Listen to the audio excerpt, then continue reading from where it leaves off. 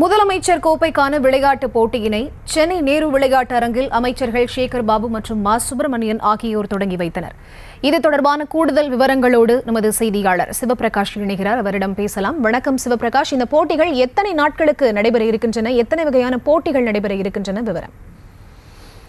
வணக்கம் ஃபரிதா.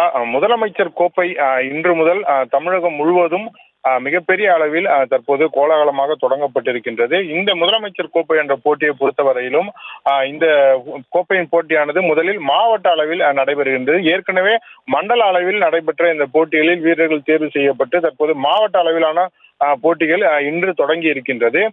இதில் தேர்வு செய்யப்படும் வீரர்கள் அடுத்ததாக நடைபெறக்கூடிய அந்த மாநில அளவிலான போட்டியில் அவர்கள் கலந்து கொள்வார்கள். அப்போதுதான் அந்த முதலமைச்சர் கோப்பையானது அவர்களுக்கு வழங்கப்படும். இந்த விளையாட்டு போட்டியை பொறுத்தவரையிலும் தமிழகம் முழுவதிலிருந்தும் கிட்டத்தட்ட 11 லட்சத்திற்கும் மேற்பட்டவர்கள் இந்த போட்டிகளில் கலந்து கொள்கின்றனர். அதிலும் மிக குறிப்பாக சென்னையை பொறுத்தவரையிலும் கிட்டத்தட்ட 62,000க்கும் மேற்பட்டோர் இந்த விளையாட்டு போட்டிகளில் கலந்து கொண்டு தங்களது கனவான கிட்டத்தட்ட இந்த மொத்த நிகழ்ச்சியில் இந்த மொத்தமாக முதலமைச்சர் கோப்பை போட்டியின் மூலமாக கிட்டத்தட்ட 37 கோடி ரூபாய் ஆனது பரிசு தொகையாக மட்டுமே வழங்கப்பட இருக்கின்றது.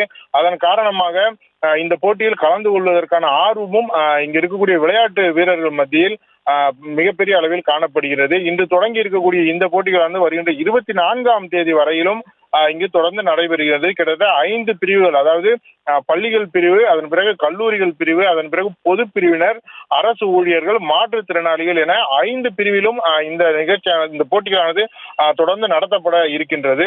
இதன் மூலம் தேர்ந்தெடுக்கப்படக்கூடிய வீரர்கள் அடுத்த அக்டோபர் மாதம் 4ஆம் தேதி முதல் 24ஆம் தேதி வரை நடைபெறக்கூடிய அந்த மாநில அளவிலான போட்டிகளிலும் இவர்கள் கலந்து கொள்வார்கள். எனவே இங்கு தேர்ந்தெடுக்கப்படும், அதாவது ஐடென்டிஃபை செய்யக்கூடிய ஒவ்வொரு வீரர்களும் அவர்களுக்கு திறமை, மிகப்பெரிய அளவில் ஒரு திறமை இருக்கக்கூடிய பட்சத்தில் அவர்களுக்கு தமிழ்நாடு அரசு தொடர்ந்து அவர்களை ஊக்கப்படுத்தி அடுத்தடுத்த கட்டத்திற்கு அவரது விளையாட்டு திறமைகளை வளர்த்துக் கொண்டு தேசிய அளவிலும் அதே போல சர்வதேச அளவிலும் செல்வதற்கு தேவையான உதவிகளும் செய்வார்கள் என்பதனால் விளையாட்டு வீரர்கள் மத்தியில், அதிலும் மிக முக்கியமாக பள்ளி மாணவர்கள் மற்றும் கல்லூரி மாணவர்கள் மத்தியில் மிகப்பெரிய வரவேற்பை பெற்றிருக்கக்கூடிய இந்த முதலமைச்சர் கோப்பை போட்டியானது இன்று முதல் தொடங்கி தமிழகம் முழுவதிலும் நடைபெற இருக்கின்றது.